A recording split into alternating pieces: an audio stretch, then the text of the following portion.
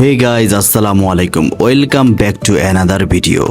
বিশেষ করে অফিস শেষে রাতে ডায়েটের খাবার বানানো নিয়ে অনেক ঝামেলা লাগে, তাই না?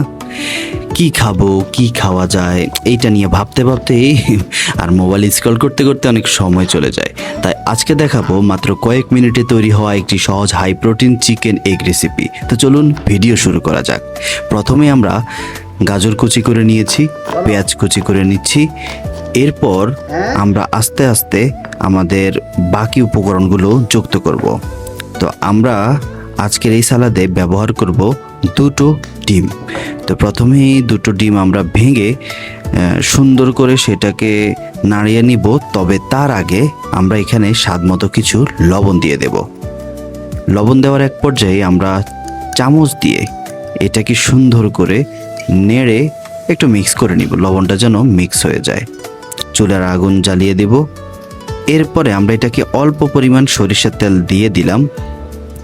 তারপরে পুরো কড়াইতে যেন এটা চারপাশ লেগে যায় সেই জন্য আমরা এটাকে ব্যবস্থা করে দিলাম। এখন ডিমটা দিয়ে দেওয়ার পরে আমরা জাস্ট এটাকে নেড়ে ভেঙে চুরে দিব, ঠিক আছে? যত খুশি অত্যাচার করবে এটার উপরে। যাই হোক, পেঁয়াজ কুচি, গাজর কুচি সব কিছুই এটাতে দিয়ে দিলাম, দিয়ে নাড়াচাড়া করতেছি। একটু অপেক্ষা করতে হবে।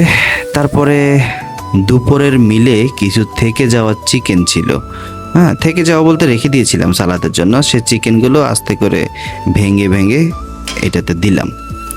আমি চিকেন খুব পছন্দ করি, তাই এগের সাথে চিকেনটাও অ্যাড করে দিলাম। তো সব কিছু কমপ্লিট। এবার খাওয়ার পালা। লেবুর রস দিয়ে দিলাম।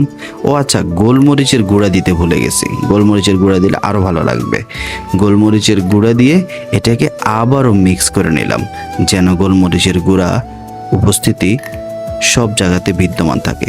আচ্ছা বলুন তো, পরবর্তী ভিডিওতে কোন রেসিপি দেওয়া যায়? আপনারা কমেন্টস করে একটু জানান।